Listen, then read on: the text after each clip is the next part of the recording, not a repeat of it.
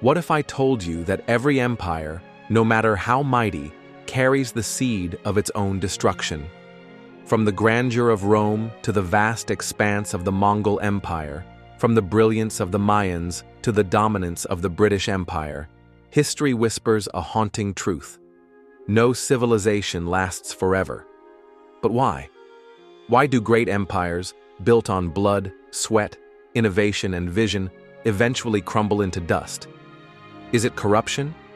Greed? External invasion? Or is there something deeper, a timeless pattern that binds all human societies together? Today, we're going to dive into the rise and fall of civilizations. We'll explore the forces that lift nations to greatness and the hidden flaws that drag them back down. And along the way, we'll ask, what do these lessons mean for us today, living in the shadow of modern empires? Stay with me, because by the end of this journey, you may see not just history differently, but the present world we live in. Section 1. The cycle of civilizations. Historians, philosophers, and thinkers across centuries have noticed something striking. Civilizations seem to move in cycles. The ancient Greek historian Polybius described a repeating pattern of governments rising from monarchy to aristocracy to democracy, and then collapsing into tyranny, only to start the cycle again. In the modern age, thinkers like Oswald Spengler and Arnold Toynbee argued that civilizations are like living organisms. They're born, they grow, they flourish, and then they wither away. Spengler, in The Decline of the West, suggested that Western civilization itself is in its twilight years, repeating the fate of Rome. Toynbee believed that civilizations thrive when they respond creatively to challenges, and collapse when they fail to adapt. What's fascinating is that this cycle isn't just theory. When we look at history, Rome, Egypt, China's dynasties, the Islamic Golden Age, even modern powers, the pattern repeats itself again and again. It's as if civilizations are bound by laws as invisible as gravity. Section 2. The Rise. Why civilizations flourish. So what sparks the rise of great civilizations? Geography and resources. Civilizations often emerge where the land is rich. Rivers provide fertile soil, or trade routes create wealth. Mesopotamia, the Nile, the Indus Valley, all thrived because nature gave them the foundation. Leadership and vision. Great leaders, like Alexander the Great, Genghis Khan, or Qin Shi Huang, often unify fragmented tribes into a single powerful state. Leadership can transform chaos into order.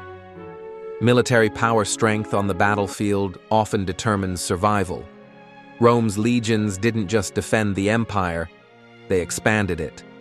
The Mongols conquered vast territories with brilliant cavalry tactics. Innovation and culture.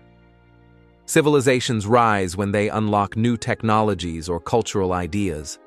The Greeks gave philosophy and democracy. China gave paper and gunpowder. The Islamic world preserved and advanced science. Innovation builds strength. Collective identity civilizations flourish when people share a unifying story, a belief, a religion, a culture, a dream of greatness. This glue binds millions together under a single banner. But here's the catch. The very forces that lift civilizations often plant the seeds of decline. Section 3. The Fall. Why empires collapse. History offers us a tragic truth. The bigger the empire, the harder the fall. Let's break down the key reasons civilizations collapse. 1. Corruption and decadence. Power breeds excess. Rome began with farmers and citizen soldiers willing to die for the Republic. But as wealth poured in, elites grew corrupt. Citizens sought bread and circuses instead of duty. Moral decay hollowed out the core. 2. Economic strain. Empires are expensive to maintain. Roads, armies, palaces, bureaucracy, all demand resources. When expansion slows, so does revenue. Rome debased its currency. The Spanish Empire drained itself chasing silver and gold. Economic collapse often precedes political collapse. 3. Inequality and social unrest. When wealth concentrates in the hands of the few, the many grow restless.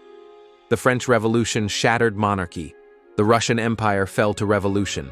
A civilization divided within cannot stand long. 4. Overexpansion.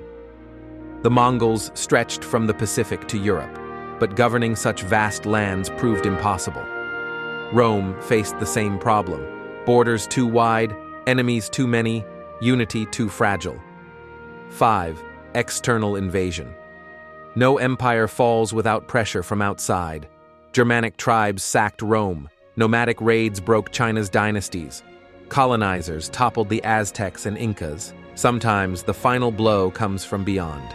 6. Failure to innovate. Civilizations that stop adapting quickly stagnate. China, once a hub of innovation, resisted modernization in the 19th century and paid the price. The Ottoman Empire, the sick man of Europe, fell behind technologically. 7. Environmental collapse. The Mayans faced drought. Easter Island faced deforestation.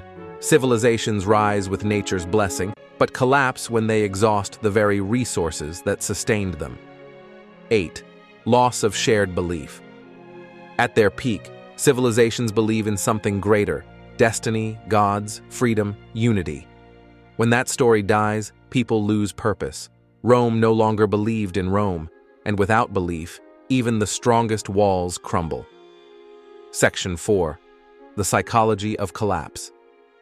It's easy to blame wars, plagues, or famines, but behind every collapse is something deeper: the human mind.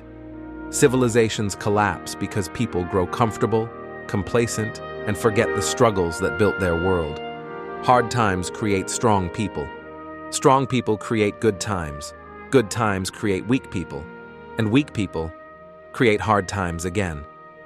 It's a cycle not just of politics, but of psychology. When sacrifice turns into entitlement, when courage turns into comfort, when duty turns into distraction, the seeds of decline take root. The philosopher Ibn Khaldun called this the cycle of asabiya, or social cohesion. Tribes rise through unity and toughness, but as luxury grows, unity fades. Eventually, a new, hungrier tribe takes over. In the end, civilizations collapse not just from outside pressure, but from within. Section 5. Lessons for today. Now comes the uncomfortable question: what about us? Are we too living in the twilight of our civilization? Think about it. We face widening inequality, political polarization, environmental challenges, massive debt, overconsumption, distractions that keep us entertained but passive. Sound familiar? Rome, in its final days, looked eerily similar. But here's the difference. We know the patterns. History isn't destiny, it's a warning. We can learn from the rise and fall of past empires. We can adapt, innovate, and rebuild our sense of collective purpose. Or, like those who came before us, we can ignore the lessons and watch as the cycle repeats. The fate of civilizations is not written in stone. It's written in choices, ours. So, what do you think? Do civilizations always collapse? Or can we break the cycle? History tells us that nothing lasts forever, but philosophy tells us that wisdom, if remembered, can guide us forward. If you found this journey through the rise and fall of civilizations thought-provoking, give this video a like, and subscribe to Timeless Questions for more explorations into philosophy, history, human nature, and the mysteries that define our world.